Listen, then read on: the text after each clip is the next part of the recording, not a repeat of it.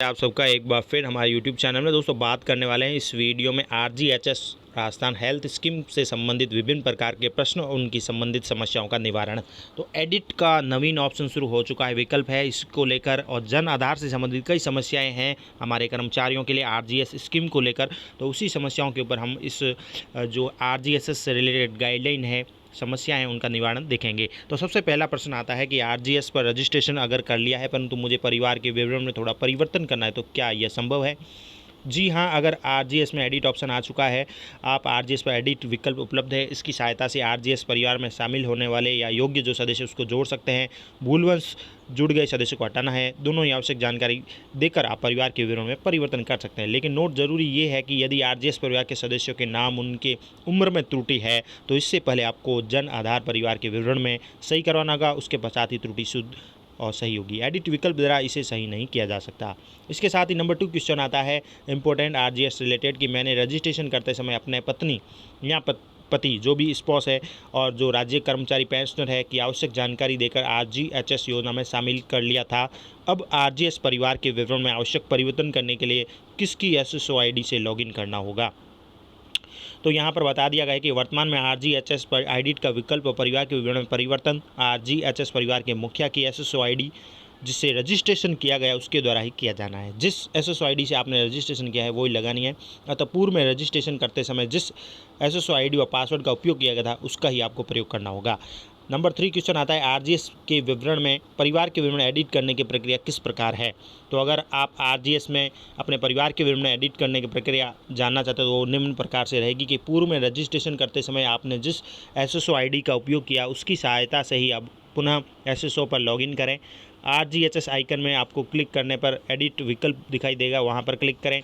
पूर्व में रजिस्टर करते समय दी गई सूचना के साथ संपूर्ण जन आधार फैमिली प्रदर्शित होगी। योग्य सदस्य को आप जोड़ना, भूलवश जुड़ गए सदस्य को हटाना, दोनों आवश्यक जानकारी देकर परिवार के विवरण में परिवर्तन कर सकते हैं। इसके साथ ही परिवार के सभी सदस्यों के रक्त समूह, ब्लड ग्रुप की सूचना है। कार्यरत कर्मचारी जो आरजीएस परिवार का मुखिया है उसकी सेवानिवृत्ति यानी सुपर एनुएशन की दिनांक भी आपको भरना है। यदि आपके पति पत्नी स्पॉस सरकारी कर्मचारी या पेंशनर है तो कृपया अनचेक और चेक बॉक्स द्वारा अपने पति पत्नी के सरकारी कर्मचारी पेंशनरों के विवरण को सत्यापित करें, यानी अंदर ही टिक मार्क करना है। अगर आपके पति पत्नी में से कोई सरकारी कर्मचारी तो साथ में ले सकते हैं। यदि आपने अपने परिवार के विवरण में कोई परिवर्तन किया है तो कृपया पात्र सदस्यों की सूची देखने के लिए जारी रखें। कंटिन्यू का ऑप्शन भी आ रहा है, कंटिन्यू पर क्लिक करके अपने परिवार के सदस्य जो लाभान्वित होंगे वो देख सकते हैं।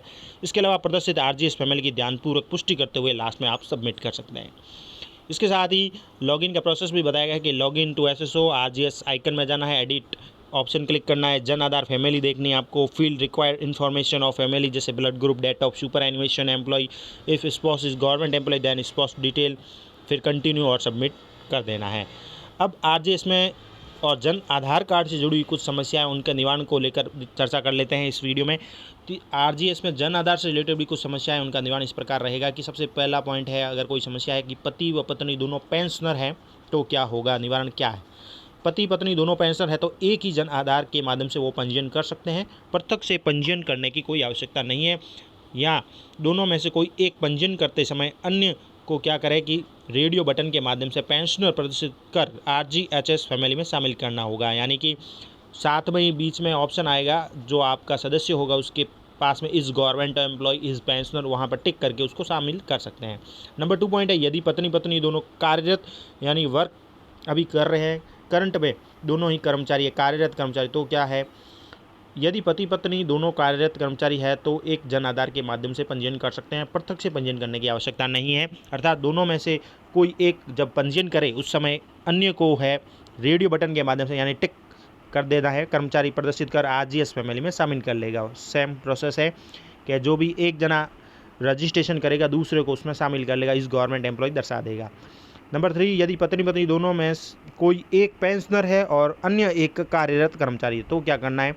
यदि पत्नी पत्नी दोनों में भी कोई एक पेंशनर है और एक कार्यरत कर्मचारी तो एक ही जन आधार के माध्यम से पंजीयन कर सकते हैं, अतः प्रत्यक्ष पंजीयन करने की किसी प्रकार की आवश्यकता नहीं है।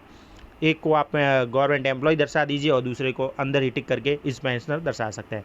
अर्थात दोनों में से कोई एक पंजीयन करते समय अन्य को रेडियो बटन के माध्यम से कर्मचारी और पेंशनर प्रदर्शित करके शामिल कर सकते हैं। नंबर 4 है, माता पिता में से कोई भी कार्यरत कर्मचारी। नंबर 4 है, माता पिता में से कोई भी कार्यरत कर्मचारी या पेंशनर है और पुत्र भी राज्य कर्मचारी है तो क्या निवारण है। तो नंबर 4 पॉइंट का आंसर इस प्रकार है गाइडलाइन के अनुसार कि माता पिता में से कोई भी कार्यरत कर्मचारी या पेंशनर है और पुत्र भी राज्य कर्मचारी है तो इस स्थिति में माता पिता अलग जन आधार से पंजीयन करेंगे। ये स्पष्ट हो जाता है, यहाँ पर क्लेरिफिकेशन है कि अगर माता पिता में भी कोई पेंशनर या कर्मचारी और पुत्र भी राज्य कर्मचारी तो क्या करना है। तो माता पिता में कोई भी कार्यरत कर्मचारी पेंशनर है और पुत्र भी राज्य कर्मचारी तो इस स्थिति में माता पिता अपना अलग जन आधार से पंजीयन करेंगे और पुत्र पृथक से ही अपना जन आधार कार्ड बनवाकर उसका पंजीयन करेगा। ये क्लेरिफिकेशन है। नंबर 5, माता पिता में से कोई भी कार्यरत कर्मचारी पेंशनर और पुत्री भी राज्य कर्मचारी है तो क्या करना है।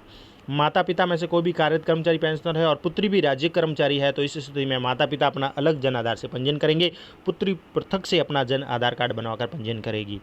और नंबर 6, माता पिता में कोई भी कर्मचारी या पेंशनर नहीं है जबकि पुत्र या पुत्री या दोनों पुत्र या दो पुत्री या दोनों ही राज्य कर्मचारी तो क्या होगा।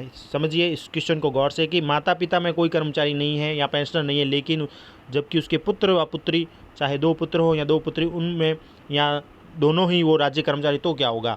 इस स्थिति में पुत्र व पुत्री या दो पुत्र दो पुत्री दोनों अलग अलग जन आधार के माध्यम से पंजीयन करेंगे। क्लियरिफिकेशन दिया गया है कि जो भी पुत्र या पुत्री हैं या दो पुत्र हैं या दो पुत्रियाँ हैं वो दोनों अलग अलग जन आधार के माध्यम से पंजीयन करेंगे। पुत्र व पुत्री दोनों में से कोई एक माता पिता को अपने फैमिली में शामिल कर सकता है। ये भी क्लियरिफिकेशन है कि जो पुत्र पुत्री है दोनों अलग अलग जन आधार के माध्यम से पंजीयन करेंगे, साथ ही पुत्र व पुत्री दोनों में से कोई एक जना है अपने फैमिली में माता पिता को अपनी फैमिली में शामिल भी कर सकता है। इसके साथ ही राजस्थान सरकार स्वास्थ्य योजना में RGS फैमिली बराबर एक जन आधार कार्ड को एक फैमिली माना गया है। राजस्थान सरकार स्वास्थ्य योजना जो RGS फैमिली में है यानी कि एक जन आधार फैमिली माना गया है। परिवार में अविवाहित एकल पुरुष व एकल महिला भी अपना अलग से जन आधार कार्ड बनवा सकते हैं।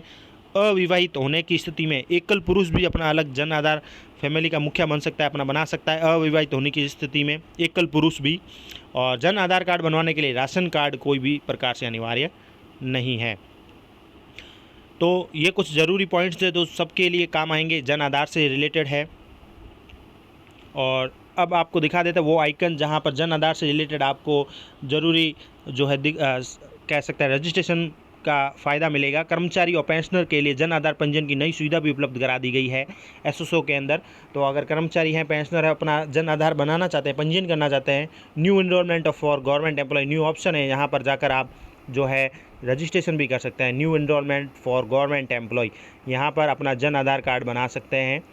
जो भी कर्मचारी पेंशनर है जन आधार कार्ड है, यहाँ पर आपको कुछ नहीं करना, एक फॉर्म खोलेगा, ये अलग से हमारे प्रोसेस बताएगा जहाँ पर आप मुखिया का विवरण, उसकी फ़ोटो, आधार संख्या अपलोड कर सकते हैं। मुखिया का नाम जो भी है, अल्पसंख्यक समुदाय है या नहीं, यदि है तो वो परिवार की श्रेणी SC ST OBC जनरल जो भी है, आवासीय पता क्या ग्रामीण क्षेत्र है या हाँ या ना, जिला राज्य पंचायत समिति वार्ड पिन कोड, बैंक का नाम, IFSC कोड वगैरह ये भरने हैं। मुखिया की जानकारी, व्यक्तिगत से संबंध, माता पिता का नाम, जन्म तिथि, ये जानकारियाँ, व्यवसाय वगैरह है, डिटेल, परिवार कुल सदस्यों की संख्या, इस प्रकार से ज़रूरी डिटेल्स भी फिल करनी है और ये फॉर्म फिलअप करके आपका रजिस्ट्रेशन हो जाएगा कर्मचारी के रूप में। जन आधार पंजीयन की ये नई सुविधा भी है SSO के ऊपर। तो ये ज़रूरी इम्पोर्टेंट आपके लिए गाइडलाइन थी, विभिन्न प्रश्न जो आपके मन में थे RGS योजना से रिलेटेड, जन आधार से रिलेटेड। आशा करता हूँ आपको इसमें काफ़ी हेल्प मिली होगी। वीडियो अच्छा लगे तो लाइक करें और भी कोई आप जानकारी चाहते हैं तो कमेंट करें। Thank you.